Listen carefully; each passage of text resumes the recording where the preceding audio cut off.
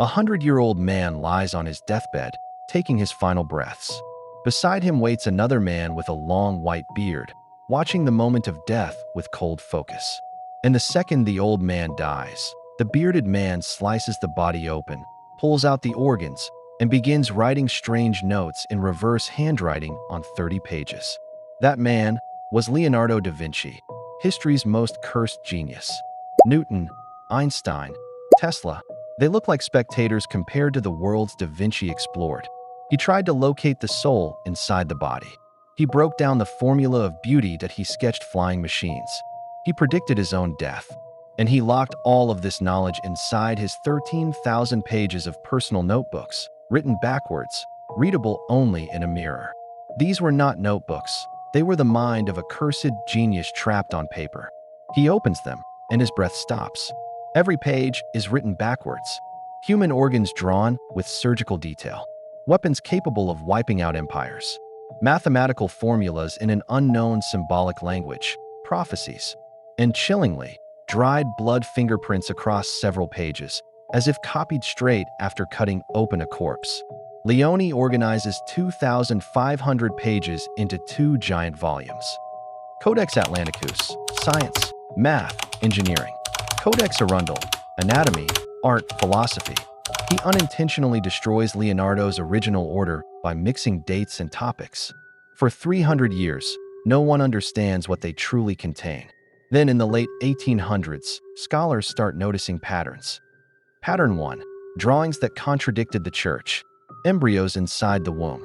Blood circulation, the heart's mechanics.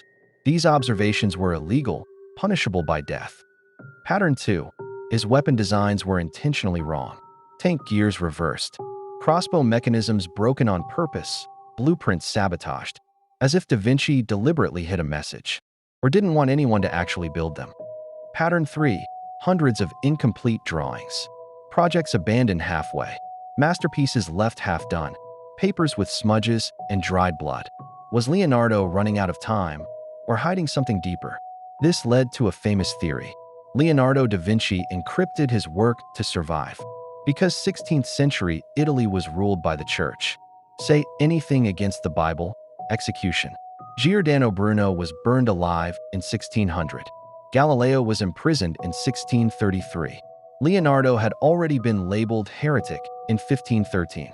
If he published his sketches of embryos, blood flow, Earth orbiting the sun, he would have been killed. So he wrote in reverse that he coded everything. The world accepted that explanation for 200 years, but it was only half the truth. The real truth arrives, 1938. A German art historian, Ludwig Heidenreich, dedicates his life to understanding Leonardo. His research reveals the man behind the myth. 1452. A child is born in the village of Vinci. No surname. No rights. No education. A devil's child, because he was born out of wedlock and left-handed, which the church saw as evil. Rejected by society, ignored by his father, abandoned by his mother, the childhood of punishment for a crime he never committed. So Leonardo turns inward that if the world won't accept him, he will understand the world instead. He studies everything he sees. Grass, feathers, water ripples, shadows, bones. At 12, he discovers a law now known as Leonardo's rule. The thickness of a tree trunk equals the combined thickness of its branches. This principle also governs blood flow, traffic, and the internet today. He sees mountain fog change color with distance. He invents atmospheric perspective, the foundation of realistic landscape painting. He sees horses not as beauty, but physics, muscles, rotation, tension, centuries before Newton or Galileo. At 14, he is taken as a servant by master painter Andrea del Verrocchio. Leonardo cleans floors, heats food, grinds mineral pigments, until he earns the right to touch a brush. But he has a flaw. He starts projects and abandons them. Hundreds of unfinished ideas. Still, his talent is undeniable. The breaking point, 1476. A secret letter is dropped into a special box near Florence Cathedral. It accuses Leonardo of homosexual relations with a 17-year-old boy. Punishment, torture, prison, sometimes burning alive. Only because a rich family son was also involved, Leonardo barely escaped. But his reputation was destroyed. People stared at him with disgust. He was treated like a criminal. The trauma fractured him. The shy boy became something else. A man rebuilding himself, dangerous and unstoppable. He locked himself indoors for 4 years. And inside that silence, he created his notebooks. A universe of ideas 400 years ahead of time. 1489. Leonardo begins human dissection. Illegally obtaining corpses, he dissects bodies through the night. His drawings look like MRI scans, 500 years before MRI existed. He sketches the skull, the heart valves, the fetus, unmatched accuracy.